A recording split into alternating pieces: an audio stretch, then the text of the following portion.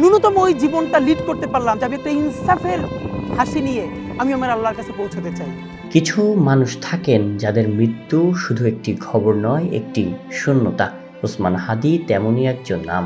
তিনি চলে গেছেন, কিন্তু তার কণ্ঠ, তার চোখের আগুন, তার উচ্চারিত কথাগুলো আজও ঘুরে বেড়াচ্ছে মানুষের স্মৃতিতে, ভিডিওর পর ভিডিওতে, লেখার পর লেখায়।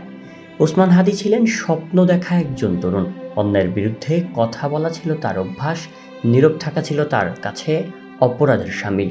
রাজপথে দাঁড়িয়ে মাইক্রোফোন হাতে যে কণ্ঠ বলেছিল, ভয় পাবো না, সেই কণ্ঠই একদিন থেমে যাবে, হয়তো তা কেউ কল্পনাও করেনি। আজ আর রাজপথে দেখা যায় না, কিন্তু মোবাইলের স্ক্রিন খুললে ভেসে ওঠে তার মুখ। ভাইরাল হওয়া সেই ভিডিওগুলোতে আজও শোনা যায় তার কণ্ঠ, যেন তিনি এখনও কথা বলছেন, এখনও প্রতিবাদ করছেন। অনেকেই সেই ভিডিও শেয়ার করেও লিখেছেন, ভাই আপনি নেই, কিন্তু আপনার কথা রয়ে গেছে।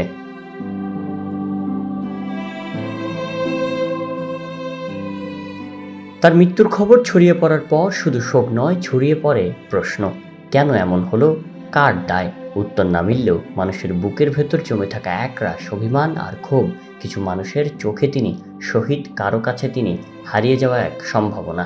ওসমান হাদিকে নিয়ে মতভেদ আছে, বিতর্কও আছে, কিন্তু এমন অনেক মানুষ আছেন যারা রাজনীতি বোঝেন না, তর্কে যান না। তারা শুধু একজন তরুণের চলে যাওয়ার কষ্ট পান, কারণ তিনি তাদের মতোই ছিলেন, রাগী, আবেগী, স্বপ্নবাজ।